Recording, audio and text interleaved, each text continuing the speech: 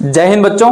Class 12 के आज के टॉपिक में हम बात करने वाले हैं potential at a point due to a point charge. ठीक है, इसके पहले जो है इसी चैप्टर के यानी कि ये वाला जो टॉपिक है वो यूनिट फर्स्ट के चैप्टर नंबर 2 का थर्ड पार्ट है। इसके पहले के दो पार्ट मैंने आपको कंप्लीट करवा दिए हैं, एक इलेक्ट्रिक पोटेंशियल और पोटेंशियल डिफरेंस। ठीक है, थर्ड वाला इंपॉर्टेंट है, थोड़ा सा बड़ा डेरिवेशन है लेकिन इसको हमें अच्छे से समझना है। ठीक है, कैसे हमको पोटेंशियल का फॉर्मूला डिराइव करना है। वैसे अगर मैं आपको बता दूं डायरेक्टली तो पोटेंशियल का फॉर्मूला होता है V = 1/4 pi epsilon naught Q by R। ठीक है, इसमें अगर आपने K लगा दिया तो पोटेंशियल, ये जो पोटेंशियल फाइंड करेंगे वो किसी मीडियम के लिए फाइंड करेंगे और एयर और वैक्यूम के लिए, फॉर एयर और वैक्यूम के लिए तो आपका फॉर्मूला क्या आने वाला है, यही आने वाला है। ठीक है, तो इस तरीके से हमें ये वाला क्वेश्चन करना है। अब इसे स्टार्ट कैसे करें, पोटेंशियल का फॉर्मूला जो है इसको डिराइव कैसे करना है, तो ध्यान से देखिएगा। सबसे पहले कंसीडर करते हैं कि हमारे पास एक पॉइंट O है, इस पॉइंट O पर पॉजिटिव +Q चार्ज रखा है। ठीक, इसकी कुछ इंटेंसिटी ऑफ इलेक्ट्रिक फील्ड है, तो इस इंटेंसिटी ऑफ इलेक्ट्रिक फील्ड में R डिस्टेंस पर एक पॉइंट P कंसीडर करते हैं। R डिस्टेंस पर पॉइंट P है। ठीक है, ये है R डिस्टेंस पर पॉइंट P। इस पॉइंट P पर इलेक्ट्रिक पोटेंशियल हमें फाइंड करना, पोटेंशियल फाइंड करना, potential at a point due to a point charge. ठीक है, इसके लिए क्या करना पड़ेगा, किसी पॉइंट को, है ना, जैसे हमने पोटेंशियल की डेफिनेशन पढ़ी थी, किसी पॉइंट चार्ज को इंफिनिटी से कहां तक लाना है आपको, किसी इंटेंसिटी ऑफ इलेक्ट्रिक फील्ड के किसी पॉइंट तक लाना है, तो उस पॉइंट पर हम जो उसका मैग्नीट्यूड होता है, चार्ज का मैग्नीट्यूड, उसको क्या बोलते हैं, पोटेंशियल बोलते हैं। तो यहां पे भी ये करना है, ध्यान से देखिएगा। इसी की डायरेक्शन में एक पॉइंट ले लेते हैं B और एक पॉइंट ले लेते हैं A।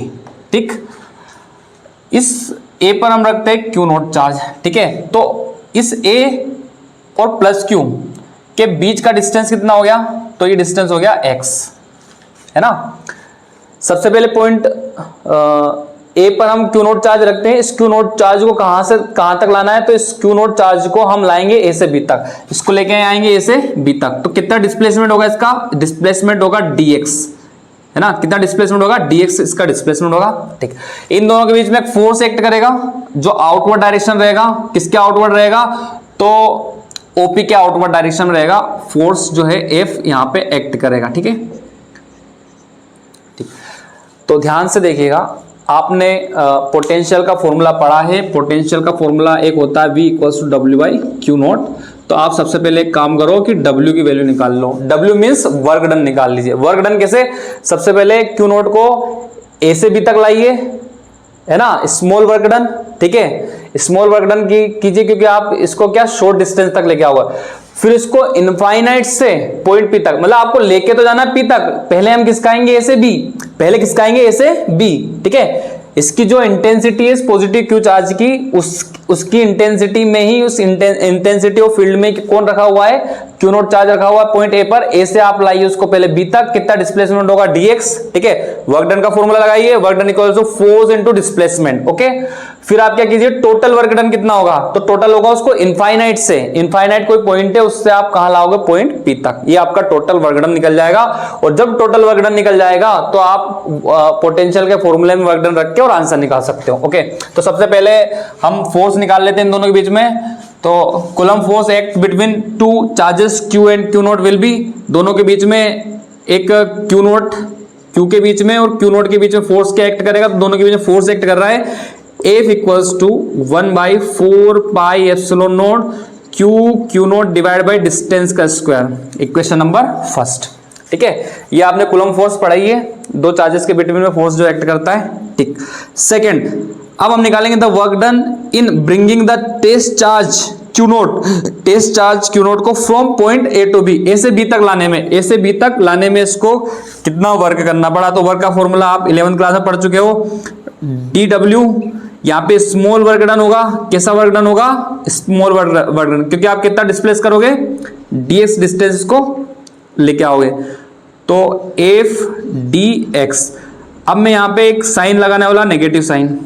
ठीक है, तो नेगेटिव साइन क्या रिप्रेजेंट कर रहा है, नेगेटिव साइन ये रिप्रेजेंट कर रहा है कि direction,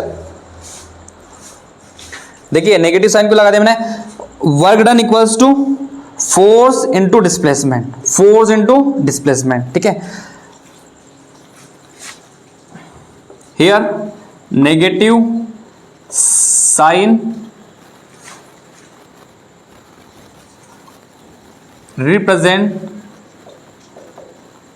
that the direction of displacement and direction of force are opposite। ठीक है बच्चों, देखिए यहां पे क्या है, negative sign shows that the direction of displacement, direction displacement की डायरेक्शन कहां है, ए से बी यानी कि इसकी डायरेक्शन है इधर, ठीक है। And the direction of force are opposite, और फोर्स की डायरेक्शन है इधर, दोनों एक दूसरे से अपोजिट डायरेक्शन में, दोनों के बीच का एंगल कितना है 180 डिग्री। यहां पे अगर हम इसको 180 डिग्री यानी आपने वर्क डन, मैं सिंपली आपको बता देता हूं, जैसे वर्क डन होता है फोर्स डॉट एस, ठीक है। अगर दूसरा फॉर्मूला लिखोगे तो डॉट प्रोडक्ट को आप लिखोगे तो एफ एस कोस थीटा। अब थीटा कितना है, तो डिस्प्लेसमेंट इधर है, दोनों के बीच का एंगल 180 डिग्री हो जाएगा, 180 डिग्री, तो कोस 180 डिग्री। अगर आप ऐसे भी सोल्व करोगे तो F S cos 180 degree value होती है माइनस, तो W equals to minus F S. तो ओवरऑल आप कैसे भी समझ लीजिए, इसको ऐसे लिख दीजिए या ऐसे लिखिए, आपका क्या आएगा माइनस का एफ डी एक्स।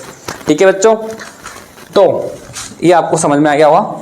अब आगे बात करते हैं, चलिए हो गया डायरेक्शन। अब हम क्या निकालेंगे, टोटल वर्क डन है ना, तो टोटल, चलिए डायरेक्शन तो हो गया, इसको ब्रैकेट बंद कर दीजिए, फिर हम लिख दीजिए hence the work done in bringing the positive charge Q naught from कहां से कहां लाएंगे, इंफिनिटी टू पॉइंट पी, ठीक है, या आप उसको बोल सकते हो डिस्टेंस आर, चलो इतने बोलते, ठीक है। एज द वर्क डन, देखिए ये वर्क डन तो क्या हुआ, इसको सिर्फ dx डिस्टेंस तक, ए से बी तक लाने में वर्क डन किया, लेकिन अब आप टोटल वर्क डन निकाल दिए। टोटल वर्क डन क्या था, the work done in bringing the positive charge Q not, जो पॉजिटिव चार्ज क्यू नॉट है इसको हम कहां से लाएंगे, इन्फिनिटी से लाएंगे पॉइंट पी तक। तो पॉइंट पी की डिस्टेंस क्या है, इससे पॉइंट पी की डिस्टेंस क्या है आर, ठीक है, और इससे इस प्लस क्यू चार्ज से इस पॉइंट पी की डिस्टेंस से आर, और इनफाइनाइट यहां पे कुछ मान लेते हैं, तो यहां से इसकी डिस्टेंस कितनी हो जाएगी, तो इनफाइनाइट हो जाएगी। तो कहां से कहां लाएंगे, इन्फिनिटी से पॉइंट पी तक लाएंगे। तो वर्क डन हो जाएगा आपका डी डब्ल्यू से आपका डब्ल्यू हो जाएगा equals to integration of infinity to R F D X, और ये नेगेटिव रहेगा यहाँ पे, ठीक है, क्या रहेगा negative.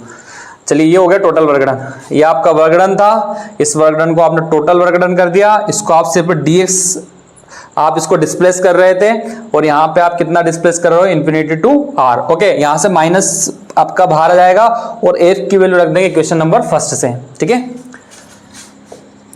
Using equation first, w equals to infinity to R, या नेगेटिव हो जाएगा। एफ की वैल्यू क्या है, 1/4 pi epsilon naught Q not divide by X square, और साथ में क्या है dx, ठीक है। ये किसकी वैल्यू रख दिया आपने, ये वैल्यू रख दिया आपने एफ की, ये इक्वेशन नंबर फर्स्ट में गिवन है, ठीक। यहां से देखिए इंटीग्रेशन किसका होगा, जिसके पास x है, तो x तो यहाँ पे डिवाइड में, ओके, तो बस ये अंदर रहेगा, बाकी सब कॉन्स्टेंट है, सबको बाहर निकाल दो। तो w equals to minus Q naught और डिवाइड 4 पाई एप्सिलॉन नोट, ये आ गया बाहर, इनफाइनाइट से आर, अंदर क्या बचा 1/x स्क्वायर dx, ओके, ठीक। अब देखिए यहाँ पे आपको इसका इंटीग्रेशन, देखो ये वैल्यू तो आपकी कंटिन्यू चलती रहेगी, सिर्फ आपको इस पे ध्यान देना है, यहाँ इसका इंटीग्रेशन करना है, इसका इंटीग्रेशन करना आपको पता नहीं है, क्योंकि ये डिवाइड में है, तो हम इसको क्या करेंगे, इसको ऊपर लेके जाएंगे, तो इसकी पावर चेंज हो जाएगी, अगर नेगेटिव है तो पॉजिटिव, पॉजिटिव है तो नेगेटिव, तो यहाँ पे पॉजिटिव है तो ये क्या हो जाएगी, नेगेटिव हो जाएगी। तो W equals to minus Q naught divide by 4 pi epsilon naught infinite to R X to the power -2 dx, okay, power हो गए -2। अब इसका इंटीग्रेशन कर देते हैं, ठीक है। Integrate with respect to X के रेस्पेक्ट में हम क्या कर देते हैं, उसको इंटीग्रेट कर देते हैं। तो आगे वाली वैल्यू तो आपकी सेम रहने वाली है, -q divide by 4 pi epsilon naught. यहाँ पे इंटीग्रेशन होगा, इंटीग्रेशन में क्या होता है, एक पावर इंक्रीज हो जाती है, तो x की पावर -2 तो है, +1 हो जाएगा और पावर आ जाती है डिवाइड में, तो पावर आ जाएगी डिवाइड में, ठीक है। ये इंटीग्रेशन हो गया, एक पावर प्लस होगी और पूरी पावर आ जाएगी नीचे। लिमिट पुट कर देते हैं इनफाइनाइट टू r। ओके, तो यहां तक आपका आंसर आ चुका है। अब हमको थोड़ा सा इसमें रफ करना पड़ेगा, तब जाके ही हम आगे सोल्व कर सकते हैं। तो रफ करने के लिए डस्टर का यूज करेंगे। चलिए देखिए यहाँ पे, ओके ये आंसर है क्या। अब इसको थोड़ा सा कैलकुलेट करते हैं, x की पावर -2 + 1 यानी कि -1, तो यहाँ पे नीचे भी -1 बचेगा। तो w equals to Q not divide by 4 pi epsilon naught, यहाँ बचा है x to the power -1 divide by -1 infinite से r तक, ठीक है। चलिए नेक्स्ट देखिए, w इक्वल्स टू -1 का मल्टीप्लाई हो जाएगा, यहाँ -1 का मल्टीप्लाई जब इसमें होगा तो यहाँ जाएगा माइनस से माइनस कैंसिल, यानी कि इस -1 को हम हटा सकते हैं। तो Q not divide by 4 pi epsilon naught बचेगा क्या यहाँ पे, x to the power -1 r और इनफाइनाइट, ठीक है। चलिए ये अब इसको हम, ये नेगेटिव है, इसको वापस से डिवाइड में ले जाकर रख देते हैं। तो w equals to Q not divide by 4 pi epsilon naught 1/x हो गया इनफाइनाइट से r, ठीक है। क्या हो जाएगा, 1/x हो गया, ठीक। नेक्स्ट w इक्वल्स टू, अब देखिए लिमिट रखने की बारी आती है। लिमिट कैसे रखते हैं, लिमिट रखने का तरीका क्या होता है, तो लिमिट रखने का तरीका ये होता है कि x की जगह आपको r रखना है, इनफाइनाइट रखना है। x की जब आप r रखोगे तो r रखाएगा पॉजिटिव और ये रखाएगा नेगेटिव, बस ये फर्क रहेगा, ठीक है। ये अपर लिमिट पॉजिटिव और लोअर लिमिट नेगेटिव। तो Q not divide by 4 pi epsilon not 1/r minus 1/इनफाइनाइट, ठीक है। इसका मल्टीप्लाई कर दो, तो w equals to Q not divide by, multiply कर देते हैं। चलो मल्टीप्लाई से पहले इसकी वैल्यू तो रखते हैं। 1/इनफाइनाइट इक्वल्स टू क्या होता है, 0। क्या होता है, 0। तो ये वैल्यू 0 हो गई, तो सब खत्म हो गया, सिर्फ बचेगा क्या, इस 1/r बचेगा। 1/r से मल्टीप्लाई करेंगे तो 1/4 pi epsilon naught Q not divide by r square, sorry r आएगा, है ना, इक्वेशन नंबर 2, ठीक है। 1/इनफाइनाइट की वैल्यू हो गई 0, यहाँ पे हो जाएगा 0, सिर्फ बचेगा 1/r। इस 1/r का जब इसमें मल्टीप्लाई करेंगे तो 1 को यहाँ लिख देंगे, क्यू नॉट को यहाँ लिख देंगे, तो आपका 1/4 pi epsilon naught Q not divide by r। चलिए ये आपका आप गया वर्क डन, क्या गया, वर्क डन, ठीक है। वर्क डन के बाद क्या निकालना है, आपको निकालना है पोटेंशियल आपको फाइंड करना है। तो पोटेंशियल का फॉर्मूला क्या होता है, v equals to work done divide by test charge, okay. Potential equals to work done divide by test charge. Equation 2 से वर्क डन की वैल्यू रख देते हैं, वर्क डन की वैल्यू है ये, ठीक है, ये पूरी वैल्यू यहाँ पे रख देते हैं। तो v equals to work done की वैल्यू है 1/4 pi epsilon naught Q not divide by r। ये तो किसकी वैल्यू हो गई, ये तो हुई वर्क डन की वैल्यू, किसकी वैल्यू हुई, वर्क डन की। अब वर्क डन की डिवाइड क्या है, क्यू नॉट, तो क्यू नॉट और आएगा यहाँ पे ना, क्यू नॉट से क्यू नॉट कैंसिल, आपका आंसर आएगा v equals to 1/4 pi epsilon naught q/r। ये आपका आ गया फाइनल आंसर, ठीक है। किस में आएगा ये, वोल्ट में, किस में आएगा, वोल्ट में। तो बच्चों आशा करता हूं कि डेरिवेशन बड़ा सा था, लेकिन आपने एक बार अगर स्टार्ट कर दिया तो स्टार्ट करने के बाद डेरिवेशन आपका बहुत सरल हो जाता है, बहुत इजी तरीके से आप इसको कर सकते हैं। अब मैं आपको एक ऑब्जेक्टिव बता देता हूं, एक ऑब्जेक्टिव आपको यहां बता देता हूं कि इंटेंसिटी ऑफ इलेक्ट्रिक फील्ड होता है equals to 1/4 pi epsilon naught q divide by r square, और पोटेंशियल होता है v equals to 1/4 pi epsilon naught q/r। इन दोनों में क्या फर्क दिख रहा है, तो इसमें फर्क दिख रहा है कि e डायरेक्टली प्रोपोर्शनल है 1/r स्क्वायर के, e directly proportional 1/r square, और v proportional 1/r square, sorry 1/r, ठीक है। तो ऑब्जेक्टिव में अगर आता है तो e प्रोपोर्शनल तो है डिस्टेंस के स्क्वायर के, ठीक है, इनवर्सली स्क्वायर के, ठीक है। और ये सिर्फ बिना स्क्वायर के होता है ना, तो v डायरेक्टली प्रोपोर्शनल 1/r और e प्रोपोर्शनल 1/r स्क्वायर, ये अपने को ध्यान रखना है। तो आशा करता हूं बच्चों आपको क्वेश्चन समझ में आया होगा। समझ में नहीं आया हो तो आप कमेंट बॉक्स में कमेंट करें। अगले वीडियो तक के लिए इंतजार करें। तब तक के लिए जय हिंद, जय भारत।